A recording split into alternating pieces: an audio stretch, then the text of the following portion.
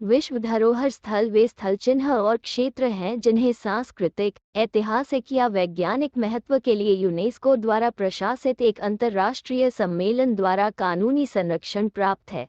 इन स्थलों को दुनिया भर की सांस्कृतिक और प्राकृतिक विरासतों को मानवता के लिए असाधारण मूल्य का माना जाता है के रूप में आंका जाता है। विश्व धरोहर स्थल का चयन करने के लिए उसे अपने मेजबान देश द्वारा नामित किया जाता है और अंतर्राष्ट्रीय समिति द्वारा एक अद्वितीय स्थल के रूप में निर्धारित किया जाता है जो भौगोलिक और ऐतिहासिक रूप से पहचान योग्य हो और जिसका विशेष सांस्कृतिक या भौतिक महत्व हो।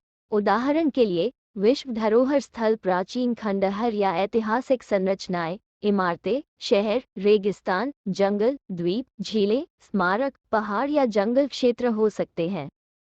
एक विश्व धरोहर स्थल मानवता की उल्लेखनीय उपलब्धि का प्रतीक हो सकता है और ग्रह पर हमारे बौद्धिक इतिहास के साक्ष्य के रूप में काम कर सकता है, या यह महान प्राकृतिक सुंदरता का स्थान हो सकता है।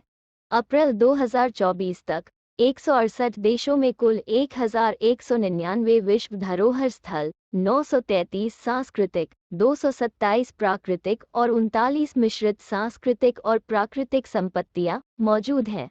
59 चयनित क्षेत्रों के साथ इटली सबसे अधिक साइटों वाला देश है। इसके बाद चीन 57 और फ्रांस और जर्मनी 52-52 साइटों के साथ दूसरे स्थान पर हैं। ये स्थल भावी पीढ़ी के लिए व्यवहारिक संरक्षण के लिए है, जो अन्यथा मानव या पशु द्वारा अतिक्रमण, अनियंत्रित या अप्रतिबंधित पहुंच या स्थानीय प्रशासनिक लापरवाही के खतरे के अधीन होंगे। यूनेस्को द्वारा संरक्षित क्षेत्रों के रूप में स्थलों का सीमांकन किया गया है। विश्व धरोहर स्थलों की सूची यूनेस्को की विश्व धरोहर समिति द्वारा प्रशासित अंतर्राष्ट्रीय विश्व धरोहर कार्यक्रम द्वारा बनाए रखी जाती है, जिसमें 21 राज्य पक्ष शामिल हैं, जिन्हें संयुक्त राष्ट्र महासभा द्वारा चुना जाता है और प्राकृतिक या सांस्कृतिक इतिहास और शिक्षा के विशेषज्ञों के अंतर्राष्ट्रीय पैनल की समीक्षाओं द्वारा सलाह दी जाती है। ये कार्यक्रम मानवता की सामान्य संस्कृति और विरासत के लिए उत्कृष्ट सांस्कृतिक या प्राकृतिक महत्व के स्थलों को सूचीबद्ध करता है, उनका नामकरण करता है और उनका संरक्षण करता है।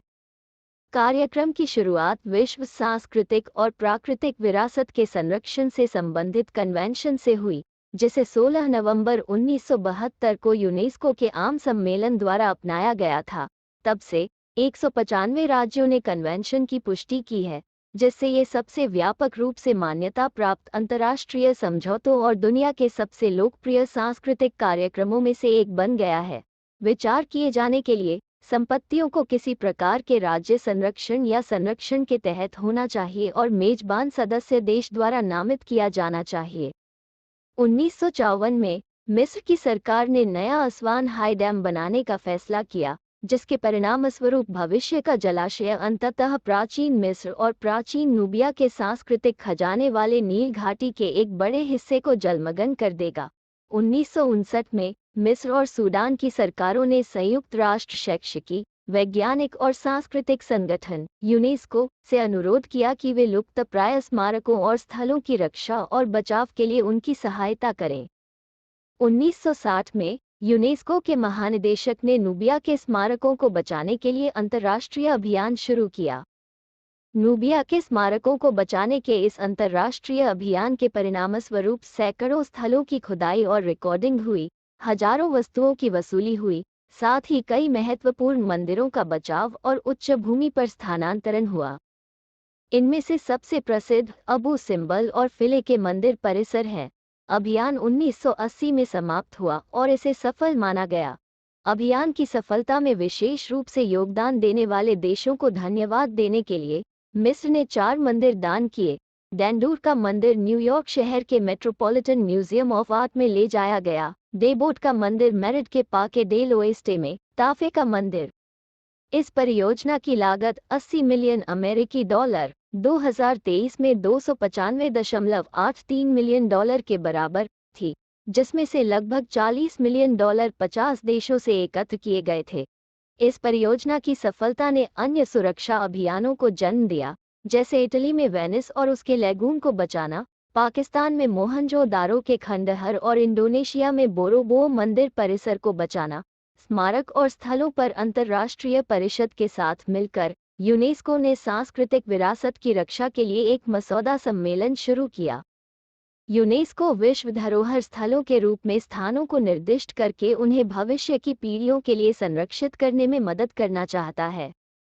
इसका उद्देश्य यह है कि विरासत अतीत से हमारी विरासत है, जिसके साथ हम आज रहते हैं, और सांस्कृतिक और प्राकृतिक विरासत दोनों जीवन और प्रेरणा के अपूरणीय स्रोत हैं। विश्व धरोहर के संबंध में यूनेस्को के मिशन में 8 उपलक्ष्य शामिल हैं।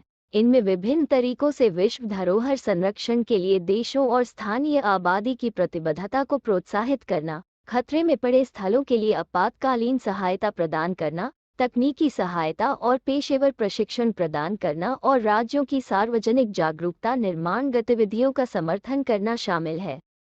विश्व धरोहर स्थल के रूप में सूचीबद्ध होने से उस स्थल, उसके पर्यावरण और उनके बीच संबंधों पर सकारात्मक प्रभाव पड़ सकता है।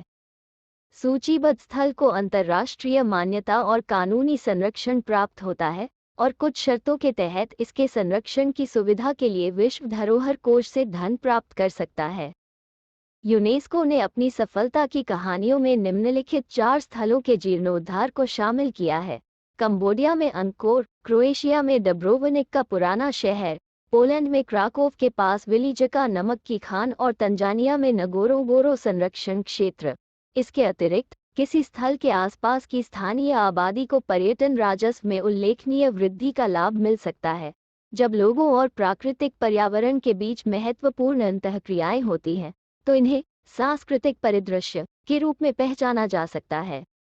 किसी देश को सबसे पहले अपने महत्वपूर्ण सांस्कृतिक और प्राकृतिक स्थलों की पहचान एक दस्तावेज में करनी चाहिए, जिसे अस्थायी सूची के रूप में जाना जाता है। इसके बाद वो उस सूची से चयनित साइटों को एक नामांकन फाइल में रख सकता है, जिसका मूल्यांकन अंतर्राष्ट्रीय स्मारक और स्थल परिषद और विश्व संरक्षण संघ द्वारा किया जाता है। कोई देश उन साइटों को नामांकित नहीं कर सकता है जिन्हें पहले उसकी अस्थायी सूची में शामिल नहीं किया गया है। 2 अंतर्राष्ट्रीय निकाय नए पदनामों के लिए विश्व धरोहर समिति को सिफारिशें करते हैं। समिति वर्ष में एक बार बैठक करती है ताकि यह निर्धारित किया जा सके कि विश्व धरोहर सूची में किन नामांकित संपत्तियों को जोड़ा जाए। कभी-कभी यह अपना निर्णय स्थगित कर देती है या साइट को नामांकित करने वाले देश से अधिक जानकारी का अनुरोध करती है।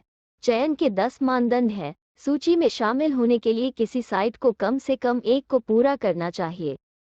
कोई देश सीमाओं को बढ़ाने या घटाने, आधिकारिक नाम को संशोधित करने या अपनी पहले से सूचीबद्ध साइटों में से किसी एक के चयन मानदंड को बदलने का अनुरोध कर सकता है। किसी महत्वपूर्ण सीमा परिवर्तन या साइट के चयन मानदंड को संशोधित करने के लिए कोई भी प्रस्ताव इस तरह प्रस्तुत किया जाना चाहिए जैसे कि यह एक नया नामांकन हो, जिसमें पहले इसे अनंतिम सूची में रखना और फिर नामांकन फाइल में शामिल करना शामिल है। मामूली सीमा परिवर्तन के लिए अनुरोध, जिसका संपत्ति की सीमा पर कोई महत्वपूर्ण प्रभाव नहीं पड़ता है या जो इसके उत्कृष्ट सार्वभौमिक मूल्य को प्रभावित नहीं करता है, उसे भी समिति को भेजे जाने से पहले सलाहकार निकायों द्वारा मूल्यांकन किया जाता है। ऐसे प्रस्तावों को सलाहकार निकायों या समिति द्वारा अस्वीकार किया जा सकता है यदि वे इसे मामूली परिवर्तन के बजाय महत्वपूर्ण परिवर्तन मानते हैं। किसी साइट के आधिकारिक नाम को बदलने के प्रस्ताव सीधे समिति को भेजे जाते हैं। किसी स्थल को विश्व धरोहर सूची में खतरे में डाला जा सकता है यदि परिस्थितियां उन विशेषताओं को खतरे में डालती हैं जिनके लिए उस स्थल या क्षेत्र को विश्व धरोहर सूची में अंकित किया गया था। ऐसी समस्याओं में सशस्त्र संघर्ष और युद्ध, प्राकृतिक आपदाएं, प्रदूषण, अवैध शिकार या अनियंत्रित शहरीकरण या मानव विकास शामिल हो सकते हैं। इस खतरे की सूची का उद्देश्य खतरों के बारे में अंतर्राष्ट्रीय जागरूकता बढ़ाना और जवाबी उपायों को प्रोत्साहित करना है। किसी स्थल के लिए खतरे या तो सीधा आसन खतरे हो सकते हैं या संभावित खतरे हो सकते हैं जिनका उस स्थल पर प्रतिकूल प्रभाव पड़ सकता है। खतरे की सूची में प्रत्येक साइट के लिए संरक्षण की स्थिति की वार्षिक समीक्षा की जाती है। इसके बाद समिति अतिरिक्त उपायों का अनुरोध कर सकती है। यदि खतरे समाप्त हो गए हैं तो सूची से संपत्ति को हटा सकती है या खतरे में विश्व धरोहर की सूची और विश्व धरोहर सूची दोनों से हटाने पर विचार कर सकती है। केवल 3 साइटों को कभी भी सूची से हटाया गया है। ओमान में अरेबियन ओरिक्स अभयारण्य, जर्मनी में ड्रेस्डेन एल्बे घाटी और यूनाइटेड किंगडम में Liverpool maritime mercantile city. Omani सरकार द्वारा संरक्षित क्षेत्र के आकार को 90% कम करने का फैसला करने के बाद अरब ओरिक्स अभयारण्य को पहले खतरे की सूची में डालने के बजाय 2007 में सीधी सूची से हटा दिया गया था। ड्रेस्डेन एल्बे घाटी को पहली बार 2006 में खतरे की सूची में रखा गया था, जब विश्व धरोहर समिति ने फैसला किया था कि वाल्डश्लॉसचेन ब्रिज के निर्माण की योजना घाटी के परिदृश्य को काफी बदल देगी।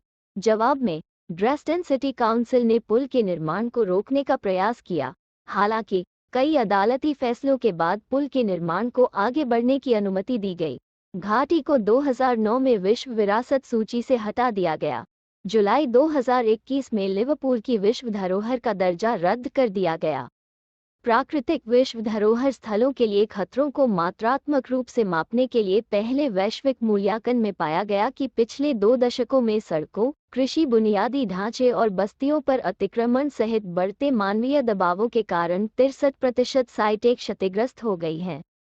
ये गतिविधियां प्राकृतिक विश्व धरोहर स्थलों को खतरे में डालती हैं और उनके अद्वितीय मूल्यों से समझौता कर सकती हैं। जिन प्राकृतिक विश्व धरोहर स्थलों में जंगल हैं, उनमें से 91% को 2000 के बाद से कुछ नुकसान हुआ है। उनमें से कई पहले की तुलना में अधिक खतरे में हैं और उन्हें तत्काल संरक्षण कार्रवाई की आवश्यकता है। सांस्कृतिक संपत्तियों और पहचान स्थापित करने वाली जगहों का विनाश आधुनिक विश्व युद्ध के प्राथमिक लक्ष्यों में से एक है। आतंकवादी, विद्रोही और भाड़े की सेनाएं जानबूझकर पुरातात्विक स्थलों, पवित्र और धर्मनिरपेक्ष स्मारकों को नष्ट करती हैं और पुस्तकालयों, अभिलेखागार और संग्रहालयों को लूटती हैं। संयुक्त राष्ट्र शांति सेना और यूनेस्को ब्लू शील्ड इंटरनेशनल के सहयोग से ऐसे कृत्यों को रोकने में सक्रिय है। सांस्कृतिक संपत्तियों को हवाई हमलों से बचाने के लिए नो स्ट्राइक लिस्ट भी बनाई जाती है। ब्लू शील्ड इंटरनेशनल के संस्थापक अध्यक्ष कार्ल वॉन हेब्सबर्ग ने इसे इन शब्दों में अभिव्यक्त किया: स्थानीय समुदाय और स्थानीय प्रतिभागियों के बिना ये पूरी तरह से असंभव होगा।